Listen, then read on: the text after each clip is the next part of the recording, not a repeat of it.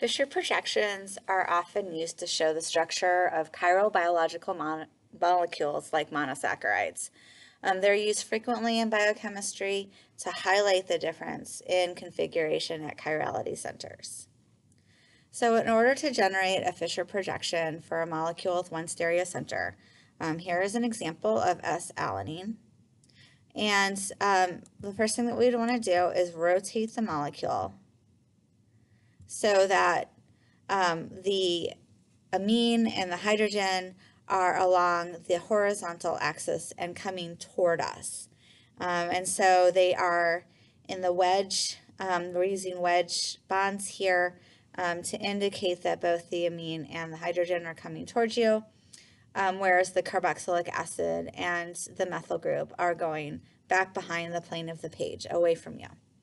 If you're better at looking at, or if you'd rather look at the three-dimensional models down here, the ball and stick models, you can see on the left it's kind of a normal bond line structure orientation, and we've just rotated it so that those along the vertical axis the bonds are going away, along the horizontal axis they're coming toward us. So to make the actual Fischer projection, we just convert those wedges and dashed lines to give us straight lines right here on the right. And so the chirality center is in the center here.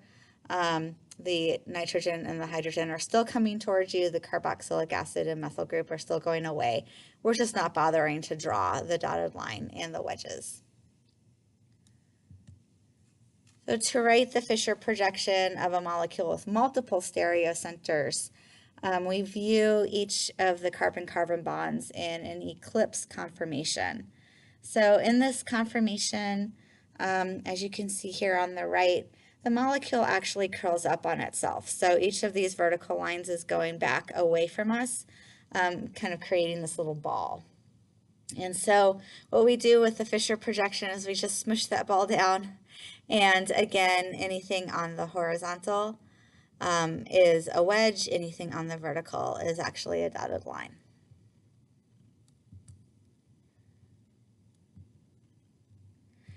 So we can figure out, if we have the Fischer projection, what the configuration of the chirality center or centers are. We want to convert that Fischer projection back into the wedge and dash line structure. And then we can use this, we'll take the hydrogen and kind of visually or mentally put the hydrogen behind.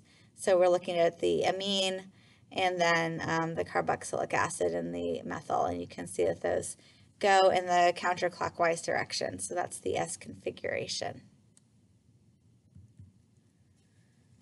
In order to generate enantiomers from Fischer projections, you simply switch the two groups that are along the on the horizontal. So these are the ones that are actually the wedges coming out towards you.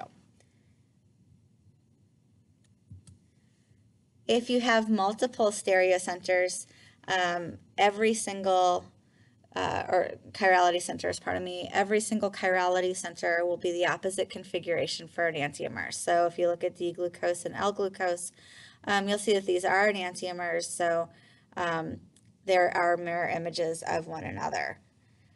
The diastereomers, on the other hand, will have some, but not all, of the chirality centers in the opposite configuration. And so in this case, carbon 2, carbon 3, and carbon 5 all have the same configuration, but carbon 4 is opposite. So that's just one example of diastereomers.